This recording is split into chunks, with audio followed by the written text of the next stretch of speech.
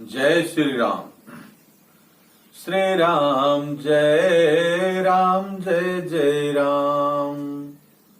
श्री राम जय राम, जय जय राम। बोले राजा रामचंद्र की जय।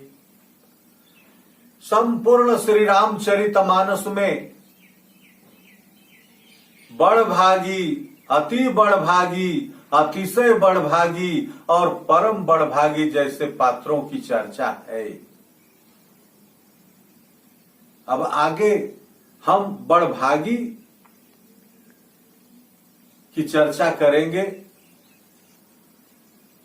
मानस में बड़भागियों की लंबी कतार लगी हुई है और इसमें सबसे पहले पायदान पर बड़भागी की श्रेणी में आने वाले हनुमंतलाल जी,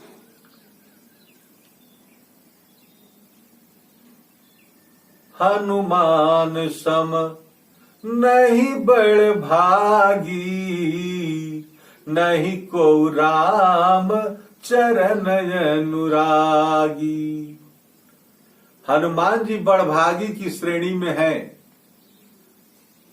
लेकिन गोस्वामी जी लिखते हैं कि हनुमान जी तो बड़भागी हैं, लेकिन अंगद जी भी बड़भागी की श्रेणी में हैं। बड़भागी अंगद हनुमाना, चरण कमल चापत विधिनाना। अंगद जी और हनुमान जी दोनों बड़भागी हैं। सोई गुण गे सोई बड़भागी, जय रघुबीर चरण अनुरागी। जो रघुबीर जी के चरणों के अनुरागी हैं वही गुणज्ञ है और बड़भागी है। जय गुरुपद अम्बुज अनुरागी, ते लोकहु बेदहु बड़भागी। जो गुरु जी के चरण कमलों के अनुरागी हैं वो भी लोक और परलोक दोनों में बड़भागी है। सब प्रकार नृप बड़भागी, महाराज दशरथ सब प्रकार से बड़भागी है। गुरु वशिष्ठ जी समझा रहे हैं। भरतलाल जी के सामने गुरु वशिष्ठ जी ने कहा कि महाराज दशरथ सब प्रकार से बड़भागी हैं। जिनकी गोदी में ब्रह्म खेल रहा हो, जो भगवान श्री राम के चंद्रमुख को नित्य प्रतिदिन निहारते हैं, ये बड़भागी है। मानस में माता ने कहा प्रभु श्री राम से कि हे राम,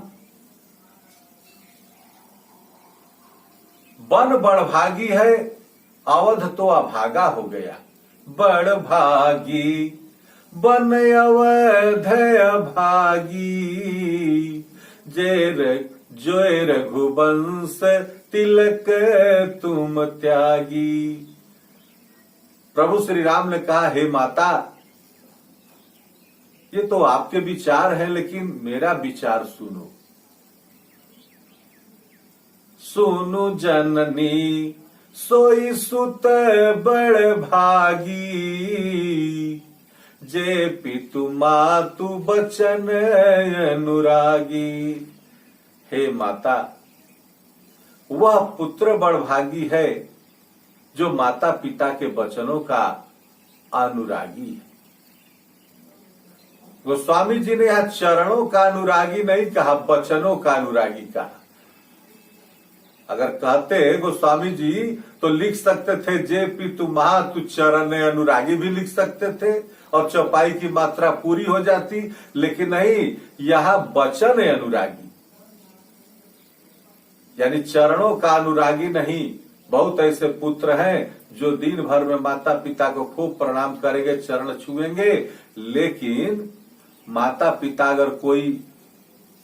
अगर कुछ बात कह दें कि ये काम करना है वो काम करना है, कुछ अगर आदेश करते हैं तो उसके आदेश का पालन नहीं करते।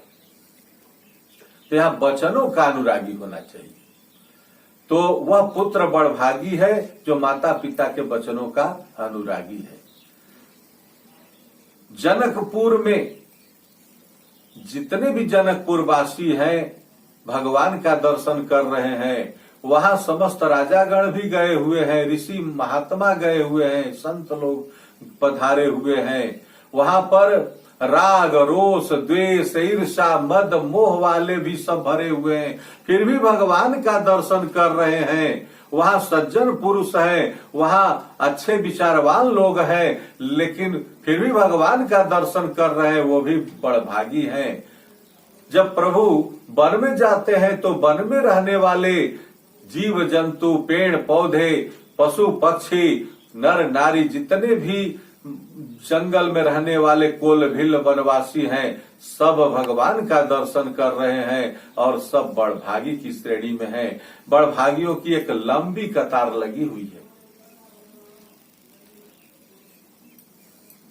सुतीक्षण जी के यहां भगवान पहुंचे और सुतीक्षण जी भगवान को देख करके कि परे उलकुट इव चरण लागी प्रेम मगन मुनि बड़े बड़भागी। सुतीक्षण जी बड़भागी हैं।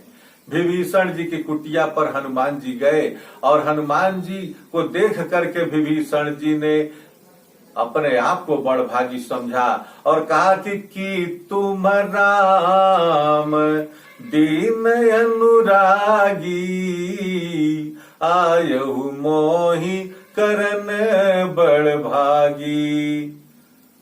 आगे भैया भरत बड़भागी हैं। राम जी की भक्ति करके राम जी से प्रेम करके ये बड़भागी हुए।